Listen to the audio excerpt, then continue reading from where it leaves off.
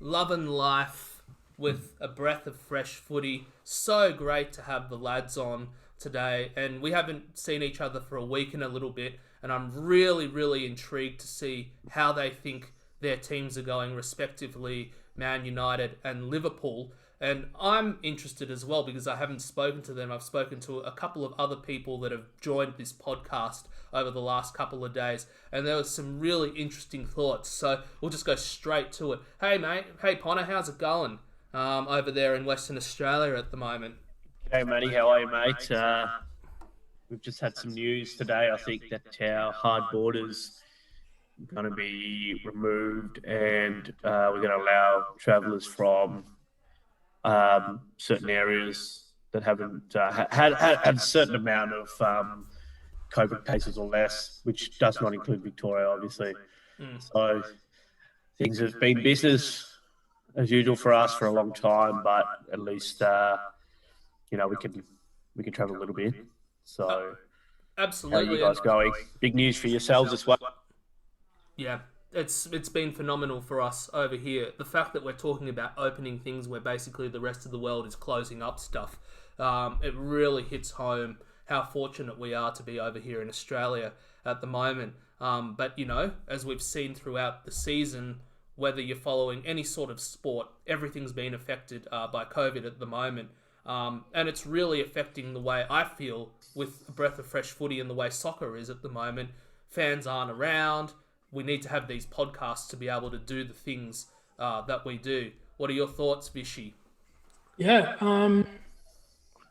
football has been a savior, really, in terms of providing that distraction from COVID. Certainly, sometimes when Man United loses, you sometimes wish you don't follow football. But yeah, it's been good the last couple of weeks. Good results away at Newcastle, and then in the Champions League. So yeah. Yeah, you guys have been so solid. But, Ponna, especially with Liverpool at the moment, given the Van Dijk's injury and stuff, I feel like you've been a bit weaker over the last couple of weeks. What are your thoughts about Liverpool's play at this stage in the EPL and Champions League in particular? Yeah, we're certainly getting tested, Matty. We're getting tested with squad depth and the like. And I guess perhaps the one criticism of Liverpool has been that the first 11, especially the back four and the front three, have been world class. Perhaps there isn't that depth there. Mm-hmm. The signing of Jota was massively important. That adds a little bit of depth to the front three. But now we're really getting tested with the defence. Obviously, Van Dijk's long-term injury for a questionable challenge by Jordan Pickford, but never mind, it is what it is. And then Fabinho, with his hopefully short-term injury. And I guess those two would be our starting centre back. So now you've got the likes of Gomez, Matip, and then you've got that academy lad, Reece Williams, I think. So definitely getting tested with squad depth. I think it's a massive, notable drop-off between Allison and Adrian as well. Yeah. But I guess, you can't win back-to-back trophies and put together a sustained run without squad depth. That's just the reality of the situation. When you're playing in, 3 to 4 different tournaments, especially if you want to go deep into the Champions League season. Mm-hmm. So it's good. It's good to be able to see where everyone can play and what their capabilities are. Salah now obviously playing up that, a very front of the line as well, as opposed to on the wing. You know what I mean? So, yeah, I think one thing that I've noticed in particular is that you are in a fortunate position that even though you're not playing great and you've got injuries, you at least have ground out a couple of victories. In the EPL, it was 2-1, and then a couple of nights ago, you won 2-0. So, I mean, that's what quality teams do. Even if you're struggling with that sort of depth, you grind out results when you need to. You know what I mean? That's right. That's right. And that's what good teams have to do. you're going to have unlucky patches with injuries, and you're also going to have decisions go against you in big games, but you can't use them as excuses, I guess, because you win some, you lose some. That's the that's the ball game, I guess. People will look at that dubious offside decision in the derby and say, yeah, that went against us. But we've had plenty of things that have gone in our favour in the past. Yeah, but I think also the one thing that you've talked about that's a really key thing, and I'm gonna get Vishy to answer this question. Squad depth, hugely important. And actually, watching United play, I see that you've actually getting some squad depth back. Your players are starting to really gel together. I think Luke Shaw over the last 2 weeks, he's looking like a man possessed. He's passing his pace, looking really good on that left-hand side, Yeah, I think as well as this depth, I think good results breeds confidence. And I think a lot of our players have needed a little bit of a break and then some training. So then, it's been a marked improvement since our loss to Spurs. But I suppose our squad depth is getting better in terms of the midfield. But we're still very reliant on Harry Maguire. And we're not really relying on Harry Maguire to do what, Vishnu? Pardon? Sorry? Relying on Harry Maguire to do what? Well, give away fouls. To be there. To be honest, mate, how did he get away with that VAR decision? He literally held the guy in a headlock. He held the guy in a headlock and got away with it. I do not. I don't get it. But as Tim said, sometimes the luck is with you, sometimes it's not. But it's good to see that we're playing. The midfielders in different combinations to see what works well, which is really creative, and then not being overly reliant on Bruno Fernandes in the middle to. Yeah, well, I agree, Vishy. I think he's played quite poorly over the last couple of games. I don't think he's been particularly fantastic. I think Pogba's been much stronger for you. But again, what I say to many Man United fans, you guys, as your team, are set up so much better for European football. And when you come back to the EPL, because it's so much more physical, you struggle a lot more. I feel like your team is much more suited to Champions League, especially with that PSG result. In particular, you really have the wood over them. It was like Liverpool a few years ago as well. Probably Liverpool under Benitez, I'd say, was more of a Champions League side than a Premier League side. But sorry to cut you off, Vishnu. I just wanted to go back to the point about squad depth again. I think what we've probably learnt over the last couple of weeks is that Bayern Munich is easily the best team in the world, I think. Yeah. Because of the squad depth. You've got world-class players on the bench that can interchange, come in, slot in seamlessly. I don't feel like Liverpool is at that level. I think if you lined up the starting 11s and compared them man for man, I think it'd be close. Yeah. But I think if you look at a squad of, 23 or however many you have on the bench, I think, and I also do think that Man City are probably a team that's got better squad depth than Liverpool, I think, but probably lacking that out-and-out world-class quality, 11 that they had maybe from yesteryear. But I mean, they've also got players ready to come back in as well soon. Aguero will come back in. De Bruyne will start playing more minutes as well. Foden's on fire. Jesus will come back in as well. I mean, I see them as a big threat. Coming back in, and I think that them having their injuries now in the season and then bringing them back in throughout it, I think they'll be absolutely fine. The thing is, right, Ponna and Vishy, correct me if I'm wrong, I feel like even though Bayern Munich and Borussia Dortmund look great with what they're doing, in their leagues they're not playing as tough footy. So for instance, in the EPL at the moment, they only have 3 substitutions within a game. In Champions League and Europa, it's 5. at the moment. I can only see that playing into the EPL team's favour because they're going to have less substitutions in their normal games, which are going to be so tough. 5 is going to feel like an absolute luxury. Anyone of you care to go through this point with me? Yeah, like in the game against Leipzig, just the ability to bring on Bruno, Rashford, Cavani, strengthen up defense by bringing on Tuanzebe.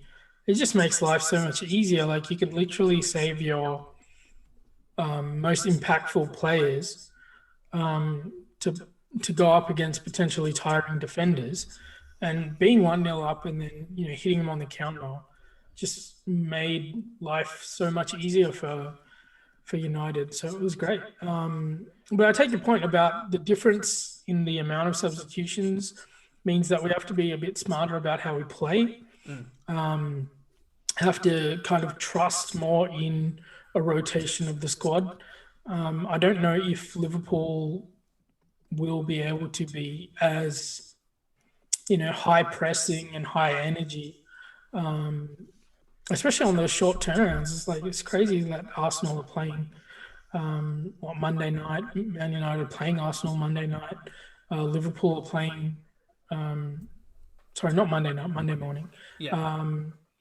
So then, the actual turnaround time between games is 2-3 days, and I don't see how the best players can perform at their peak. No, I agree. And also the thing with Arsenal, it was very clear in our Europa League, we won it pretty chilled. I thought we should have won 5-0, having 23 chances in that game. We just played a youth team, and they looked really good. They looked pacey. Reece Nelson was on fire. Joe Willett kicked a great goal. Nketiah also kicked a fabulous goal. But the goal of the round, if you guys haven't seen it, you should see Nicola Pepe's goal. That was outrageous. Took the time with his right foot, his non-preferred. Everybody says he can't kick it. Puts it in the top right-hand corner, right past the keeper on the edge of the box. It was just absolutely phenomenal. But on Liverpool, I think the guy from Nicosia might have a bit of a dispute with you about the goal of the round from the Europa League. I don't know. 55 meters. The skill though that Nicola Pepe did to roll the ball backwards, then boot it with your right foot, your non-preferred, is just absolutely insane. Yeah. Absolutely insane. But Ponna, I think maybe for you guys, getting out of that Carabao Cup because of the injuries that you've had is going to actually be a blessing in disguise for Liverpool, Yeah, I think so. Obviously, you want to play all tournaments to the best of your ability, and the word tanking should never come into anything. And I'm not saying we did, but the fact of the matter is, the Premier League is probably still number one. Champions League is number two. Mm-hmm. Well, actually, that's pretty disrespectful to the FA Cup, which should be up there as well. But contrary to your point, Maddie, I actually believe the other side of the coin is true with the substitutions. I've just had a look just then. So the Bundesliga allows 5 substitutions. Mm-hmm. I believe in Bundesliga games. I think that's going to be playing to German clubs' favour a lot more than English clubs because players are going to be more rested, and it allows you to play your best players during the game and then take them off, rather than have, 8 players playing full 90-minute games every week. You know what I'm saying? So yeah, I disagree because I think the English players will be more fit because they're playing for longer periods of time. So when they have a shorter burst, I feel like they're going to be much stronger because of it. Because they'll be like, okay, we can go full throttle for like 50 minutes and then we can rotate. Do you know what I mean? I just think it's going to be... Oh, you mean they'll be better in the Champions League? Yeah, for sure. I'm talking about accumulation of wear and tear over the season. I'm talking about towards the 40. I think come February in the knockout stages, the German teams and the teams that have been, getting used to using the 5 subs will probably see the benefit. I see the opposite. And I see also that the English teams, the top batch of teams, the top 6, let's say, because the schedule will get less intense throughout the year, I think they'll all be fine. And I think what's going to really determine things, right, is that the German clubs are really bullish in the way that they approach their footy. Let's be fair dinkum about it. They're bullish. They're bullies. But I mean, teams like West Ham, Leeds, they're playing some pretty phenomenally tough football. That's why they're getting the results against the top six. It's just very obvious to me that if you can actually play a game with 3 substitutions, right, and then you get that luxury of having 5. I mean, it played into Arsenal's hand with the FA Cup. Honestly, I think that's why we did so well. Seriously, I've seen it firsthand, us winning an FA Cup. Going from 3 to 5 just suited us completely. Because if you don't have injuries and you're able to rotate, like if you have a high, kind of average talent level across your squad, you can probably rotate relatively well and maintain, a good points per game average. But if you have a steep drop off, between your first 11 and the rest of your squad, needing to rotate to give your top players rest might lead to the Premier League being tighter at the top. Yeah. Like already we're seeing, Everton leading at the moment. And Aston Villa, Leicester, Spurs in the top 5, and you're like, dude, that's not usually what's, the norm. And I think, the need for the top players in the traditional top 4 has led to, erratic results, erratic performances in the league. Whereas when they're all together and relatively speaking, fit and firing in the Champions League, you're seeing them, rack up big scores and good wins. The only thing that I say to what you're saying, and I do see your point of view. However, these teams like Everton, Aston Villa, for them to keep relevant, they can't afford to lose games. And if they're already starting to take games off each other now, I can only see the top 6 teams, the typical top 6 teams, come up and actually do something, because they'll get stronger throughout the season. They'll get more match practice. The fixtures will definitely ease up a bit more. And also, the thing that I'm seeing is that this season will be an insanely even season. 80 points and above will probably win you the league, because I've never seen in an EPL season every team already lost a game. I've never seen it. There's always somebody in the 5th round generally that hasn't lost a game, or 2 teams. Every single team has lost a game, It's a very even comp, I feel, this year. A lot more than usual. And you've certainly got, 3 of the non-traditional powerhouses, Everton, Leicester and Villa, are up there. So I think it's further testament to the fact it's the best league in the world. Yeah. It's the most even league in the world. It'd be interesting to see what happens towards the pointy end of the season. And we have to also remember that let's see, both Manchester teams, City and United, they started a week later than everybody else. You guys have still got a game in hand, So I do see that that's going to happen, and that's why I'm particularly peeved with Arsenal for losing to losing to Leicester City. Jamie Vardy should never have been able to score a goal that easily. If you've seen that game, anybody wants to comment on it, Mustafi should be hanged for that sort of defensive effort. He should actually be hanged, I think that game, Arsenal really should have, tied it up relatively quickly. They had chances. It's not as though they didn't create anything. It's just the finishing. I was like, dude.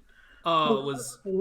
last 25, 30 yards is just like, make the right decision. It was woeful. And also, the thing that we lack, compared to United and Liverpool's team, if you want to answer this point in particular, I feel the problem with Arsenal is that we're tactically sound. We just don't have a creative midfielder at all. I think the team really suffers from that. Really, really suffers from that. Not having that creativity to link up with a Pepe or a Aubameyang. And why is Aubameyang always starting on the left wing? No wonder why he's not scoring goals. I'm just so sick of it, Yeah, I think you still don't know your best 11 as well. You're still chopping and changing. to an extent. What were you going to say, Vish? I was like, where's Ozil? He won't Well, play. he's done. He's not even in the Premier League squad, Well, yeah. isn't he? But how long until the fans turn on Arteta for freezing him out? Christmas, if they don't improve, Christmas, if they lose 5 games by Christmas, yeah, they'll turn on him. But also, I feel, and people keep on disagreeing with me, I think teams like Liverpool and Arsenal in the January transfer market are going to get some players for sure. If our injuries continue the way that they are, and we've got deficiencies in areas, I see there's going to be some spending in January because of this season being so hectic the way it is. But on my last podcast I did with Pete and Phil, they were just like, no, there's no chance nobody's going to spend. It's like, come on, it's this season. Look, let me read you the bench from Arsenal versus Leicester, right? Mm-hmm. Mustafi, Nketiah, Pepe, Willock, Alex Runarsson, Mohamed El Neni, and Ainsley Maitland-Niles. Who's coming on there to change the game? Oh, Maitland-Niles should be playing straight away. That guy should always be in the team. Always. Why is Saka starting ahead of Pepe? It should be Saka and Pepe, and it should be Aubameyang in the middle. That's he's not playing well enough. What's he doing at the moment? He's just not good enough, mate. He's absolutely no way good enough. And then they should be playing bloody Reece Nelson in the middle to help out Ceballos and Partey, because Reece Nelson is a creative player. He's 20. He's really, really quick. He blitzed the Europa League today. It was just on fire. It's like something that we've needed for a long time, is somebody creative like that. I mean, it's phenomenal that we've got Partey. I love that guy. He's so good. He's like a bulldog, But you need also a creative player to help stabilise that midfield. I just don't think it's good enough. I don't think that it's world-class enough to compete against any of the top 6 teams, in my opinion. Is Arteta overly reliant on the academy players? Like the players who have come through the academy? Like, should he have pushed more to get more signings? My thoughts are that the dude should be actually not trying to think of Pep Guardiola's style of play, but work with what he's got. Do you know what I mean? You can't play that style of football unless you have the quality of Man City, and we just don't have that. So just don't do that. Work with what you've got. Get some flair happening within the team. Think defensively, by all means. I don't mind it. But you've got to think defensively and have a bit of flair at the same time. Otherwise, you're just always going to grind a 1-0 against a City, a 3-1 or a 2-1 against Liverpool. You're not going to actually win the games. And that's been the issue, hasn't it? We haven't won away from home. I mean, God forbid, we haven't beaten United at Old Trafford since 2006. That is completely unacceptable for a top 6 team in the EPL. Absolutely unacceptable to not win at Old Trafford. I'm sorry, we should have won at least once or twice. Yeah, well, I think that just shows that United haven't dropped as far as you guys would have liked. But I don't know. Yeah, I think Arsenal probably needs to change the way they play more than the players. I think you're right about that, but I don't know what style of play would actually suit them. They need to play a 4-3-3 and try somebody like a Reece Nelson in the middle. Give the guy a chance. Let him play 10 games. Also, if you're going to play Lacazette, and Ponna, if your connection's a bit better, you're going to play Lacazette, he kicks 3 goals in 3 games. Don't rest him for 2 games. Guy's on fire. He's a striker. He wants to kick goals. Wait, didn't you just say he's not good enough a couple of minutes ago? No, I'm saying that, the thing is, right, the reason why I think he's not good enough is that he doesn't have a backbone, right? But if he's kicked 3 goals in 3 games, why drop him? Why rest him for nearly 2 games if you know that he's going to struggle if he doesn't play? It's just beyond logic, man. Absolutely beyond logic. What do you think, Ponna? I agree with what you're saying. I'm not entirely convinced about Lacazette personally. But I think the problem with Arsenal is you've got too many of that sort of player, and you've never ever replaced Vieira. He's still, to this day, He never ever replaced Vieira. I thought Xhaka would be that person potentially. You've had some poor imitations of Vieira and that power in the middle of the park, and you've got too many players, too many flair players, if you could call it that. Azil, to me, is still world class, but I don't know why he's been singled out when there are plenty of other players I think have issues defensively and tracking back and that kind of thing. But I just want to make one comment in relation to coaching. Like we're a Man City in the league at the moment. Where are they, like 13th? 13th, yeah. And no one's calling for Guardiola's head. And I think it's indicative of the fact that, we should give coaches a lot more of a fair go, I think, than what we do. This chopping and changing needs to stop. No one's questioning Guardiola's ability as a coach because he's obviously put the runs on the board. They've obviously had some issues with injury and that kind of thing, and yet they're maybe not playing to the best of their ability.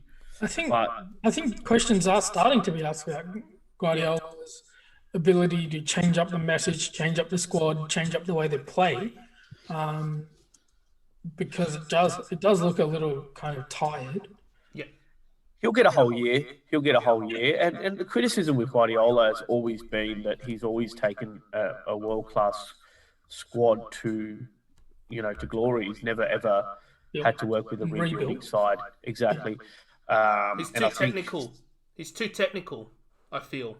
Potentially. Yeah, perhaps. But obviously, Klopp's the opposite, I guess. If you look at what he did at Dortmund and what he's done at Liverpool. And I attribute most of Liverpool's success to Klopp. I think it's pretty much all Klopp, and even though we've had world-class players, I mean, he's brought in the bulk of them. I mean, I think Mane might have been his first signing from Southampton a few years back. But I think we just need to calm down with this whole manager thing. I just feel like in this day and age of football, like you have a bad run and all of a sudden your head's on the chopping block. I don't think it should be that way. But that's the Chelsea mentality, and the problem is that Chelsea's won so many premierships and they've also won so much Champions League that their philosophy has come on board. They've been probably one, if not since 2006, probably the most successful English team in this last 16 years by doing this chopping of the board. I mean, Abramovich is probably the most ruthless owner I've ever seen. And I feel that that's all attributed to that. In the Premier League, sure, yeah. He's got some catching up to do in terms of like some of the owners in Italy and Spain who go through 3-4 coaches a season, managers a season. But in terms of like the influence coaches have, I think especially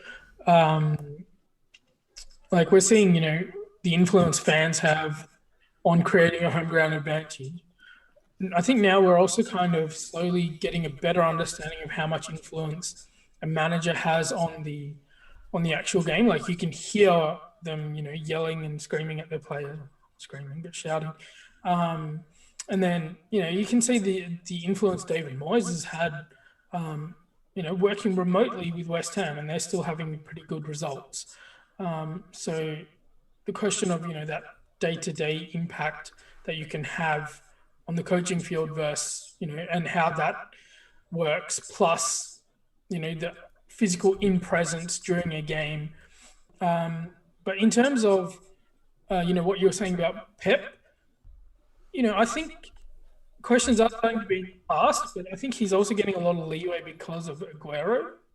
And Jesus. Jesus, like the issues that the two of those guys are having means that, he's getting a bit more leeway. But I think very quickly, if they don't start improving and then showing signs that they're going to go and win the Champions League, I don't think his contract is going to get extended. But I mean, with Pep at the moment, it's very easy to see them go, thanks, you got us 95% of the way to where we wanted to go, but we're going to rebuild with someone else. But I mean, his Champions League victory was a huge coup to him because Man City have had a terrible record against French teams in the Champions League, and they've lost a lot of games and they've been knocked out by plenty of French teams. And for them to win at Marseille 3-0, That's a huge result for them, considering how little or how depleted their squad is compared to what it is normally. I mean,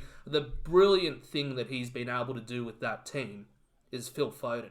Phil Foden is absolutely on fire. I mean, that's the only reason why City have kept relevant, I think, in the last 5 games in the EPL, or the first 5 games, because he actually influences games. He's got incredible skill, and that goal that he kicked on the weekend for that 1-1 draw, he changed the whole momentum of that game because West Ham was absolutely on fire. So Pep's got something like that already starting to brew. I really think that he's got a big chance this season, because normally when you think of City and the way that they start a year, they're always bang, gun-ho all the time. I haven't seen them be like this. So maybe they might actually build up through the season, which is what they need to do, I don't know. That's just my thoughts. You don't go from being a good manager to a crap manager, okay? Like, it's obviously nothing to do with that. It's to do with the fact that, the style of play might not be conducive to a particular side, or you might have weaknesses in terms of rebuilding, blah, blah, blah. Yep. But I just think I'd like to see more managers get a longer time, get a longer chance. Less pressure. I don't know. What do you guys think about Pochettino at Tottenham? I thought that was a pretty harsh sacking at the time. I would have liked to have seen him stay on. And I think you're never going to get... I just feel like you're never going to get an Alex Ferguson and Arsene Wenger in this day and age. I mean, if Pep Guardiola could leave Barcelona, I think you've given up all hope that someone's going to manage a team for 15, 20 years. Yeah. Barcelona academy. Well, I think he was an academy guy. Obviously played there. He started his career there. He should have really stayed there for, the bulk of his managerial career. So, what was your question, Ponnor, again to us? Yeah, my question was, what do you think about the climate at the moment when it comes to managers? I think the problem, right, I think why Ferguson and Wenger really were able to stay that long course is that there just wasn't anywhere near as much money involved. And when there's money involved, the expectation of results, cups, and trophies is just absolutely paramount. And I think had Pochettino been in the era of Wenger and Ferguson, he would have lasted and probably won a lot of trophies. But in this day and age, with the team that Tottenham had, not to win any single trophy in his time there, and watching a banter, laughable clown joke of a club, Arsenal, still managing to win FA Cups. Dude, are you an Arsenal fan or no? Well, I'm just being serious. That's how the supporters feel. It's how I feel. We've played appalling football. We've won way more trophies. And that really annoys the Spurs fans. And fair enough, it should. They have a much better squad than us. But they haven't been as successful. I think, Arsenal have always done well in cups, haven't you? If not in the league. The thing is, right, I think Arsenal, the difference in that period was Arsenal knew that they weren't good enough to challenge in the league, so they targeted the cups. Whereas Pochettino almost fed like a false dream or a false hope to Spurs, like the organization as well as the fans, in trying to go, we can win the league. I'm going to put together a side that we can win the league. And they probably should have in the year that Leicester did. Arsenal or Spurs should have won that. The fact that they allowed Leicester to go, get past both of them, is a credit to Leicester, but it's a bit of a shame for both Spurs and Arsenal. But Spurs, the problem is, right, and this is But the thing is, right, what Pochettino's done is set the bar so high that he couldn't actually kind of regenerate and go again.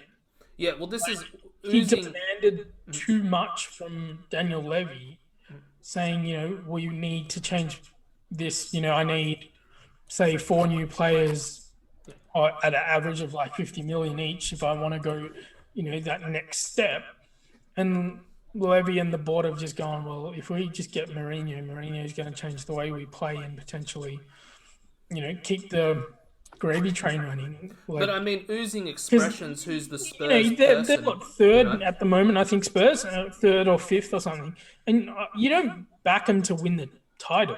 You still think Liverpool or Man City or even Chelsea or United will probably finish above them. Well, even though they've got Kane and Son and a decent defense, right? Well, oozing expressions. They seem to be okay with getting a distinction, but no higher. Yeah, but this is the thing. They're fan TV base, and I keep saying this guy oozing expressions. He's the main person for Spurs. He said that he made a very, very critical point with what he was saying. Pochettino wanted to play this champagne football, right? But you need to drink water first, then you go to the champagne. This is the problem. You have to win these cups. This is what's kept us relevant through this time. I mean, we shouldn't be playing in Europe, finishing 8th. But why are we ahead of Spurs in the Europa League? Because we won the FA Cup. Put us automatically into qualifying into the rounds. It's just so simple. So you work with what you've got. You try and do what you need to do. It's so critically important. But I don't see Spurs winning at all, Ponna, because they couldn't even win their Europa League game today. They lost 1-0. They're playing so many games of footy because they had to qualify because Arsenal finished and won the FA Cup. They've had to play an extra 5 games. They've got no chance. They're going to be so drained by the end of the year. With all due respect, I think we're all getting our perspective of Tottenham warped, right? And I'm probably going to insult Spurs right now, but I grew up and Spurs weren't. I think I've dropped out there. No, you're good. You're fine. You guys there? Yeah, just keep going, man. I love this still image, but I can hear you loud and clear. Hello? Mate. Hi. He obviously can't hear us. No. Can you just try again? It's all good, mate. All good. Yeah. All right. Yeah. Well, what are your thoughts on the fixtures? For me, I was just about to get to that because I wanted to hear his opinion on Spurs, but we'll go to the fixtures straight away. There's 3 main games this week that I want your opinion on. So, United and Arsenal, what are your thoughts? Who's going to win?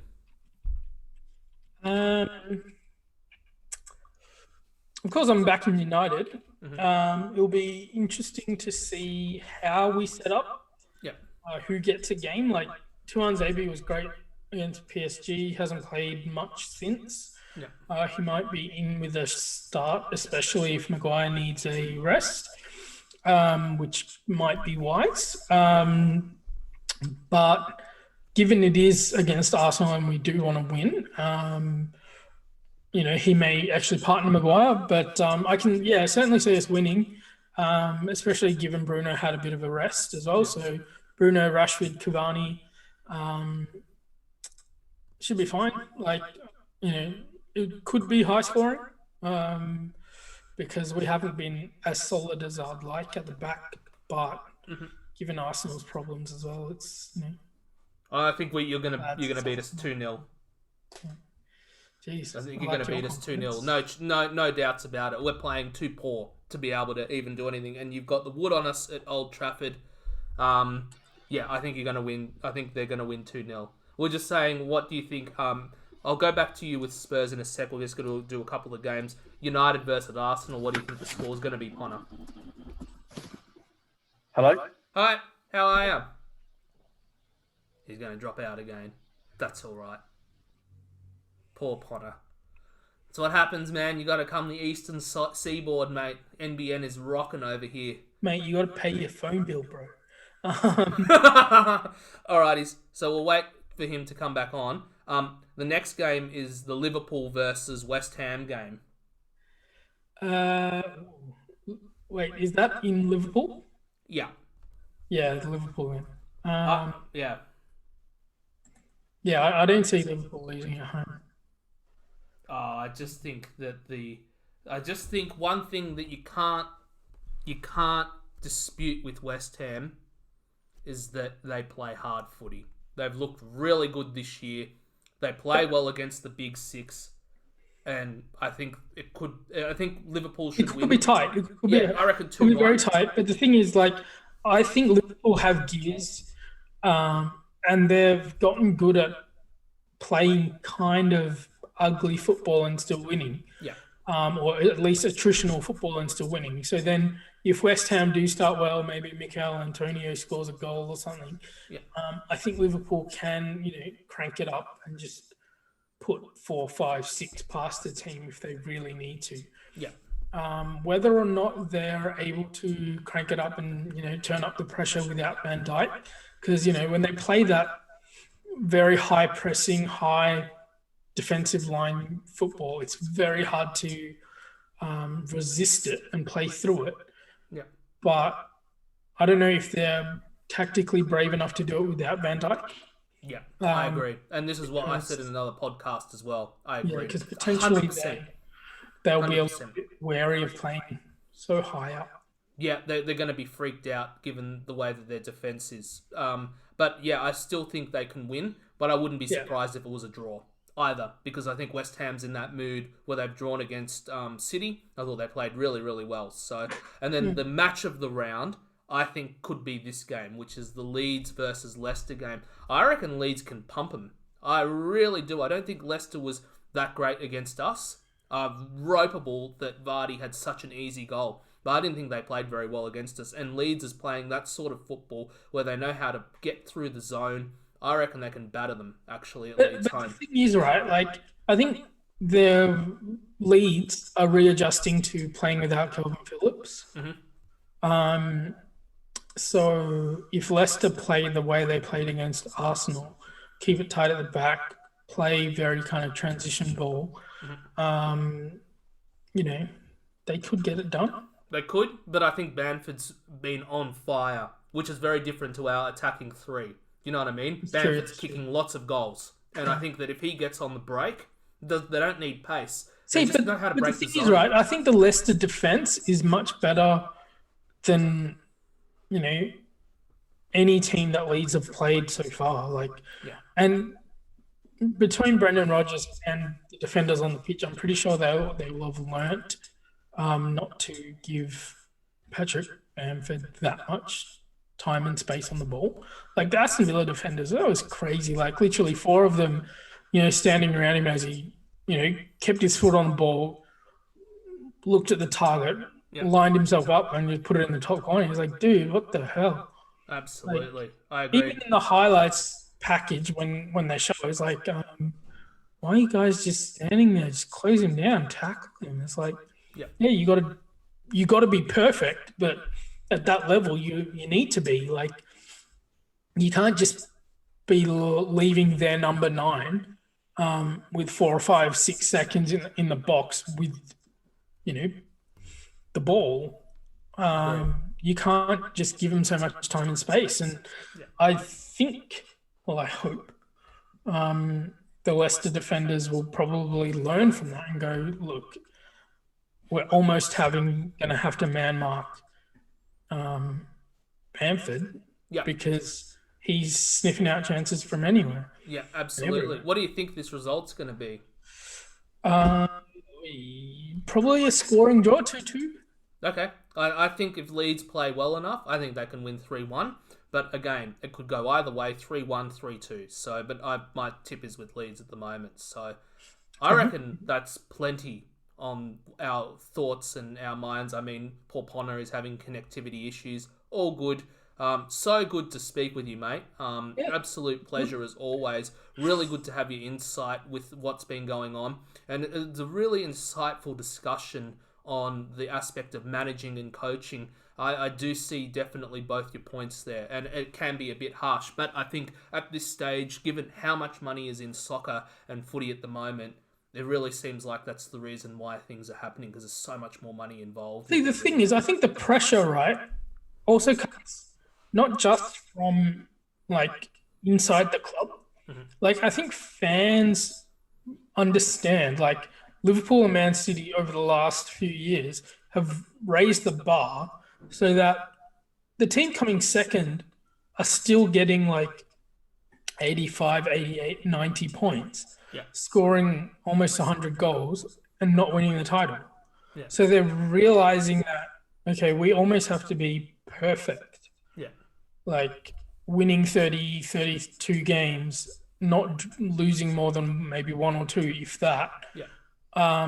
But this year, I think, might be different because Very of different. the way Everton and Aston Villa and Leicester and everyone have started. And it just means it might be a lower scoring season all round in terms of points. I reckon 83 points, Snoo, will win the league this year. 83, 84. I think it's that even. Seriously. I don't know. I have a feeling like if Man City and Man United don't get their act together and Chelsea are still, here, there, and everywhere, Liverpool could actually run away with it. Yep. That's very, very true. So, like that 7-2, shocked them into life almost. Absolutely. No, I totally agree. And I reckon that's I hope not, but they could. Yeah. Absolutely. I reckon that's a great place to finish. Welcome to everybody who's watched this podcast. We are the lads. It's brought to you by A Breath of Fresh Footy. Our mate Ponner's having connectivity issues. All good. Lovely to have Snoo on board. And remember to hit that subscribe button, like this video, so that we can continue to bring you the best content we possibly can, and to get everybody from all around Australia with their views and points of views about how their clubs are going, what are the issues in football, how the things are progressing through all of the leagues. So I'm I think we got to change your name from the Rant of Reason to the Confused Gooner.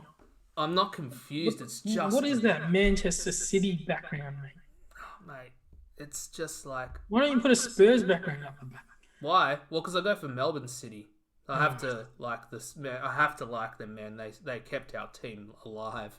The Heart was about to go bankrupt, so I always will have a soft spot for City. And I promised City people this year that I would, do things for them and broadcast and watch their games. So here we go, man. We're all here at A Breath of Fresh Footy. I'm Matty. We have Snoo, and we hope you have a very good rest of the day. Bye for now. Bye.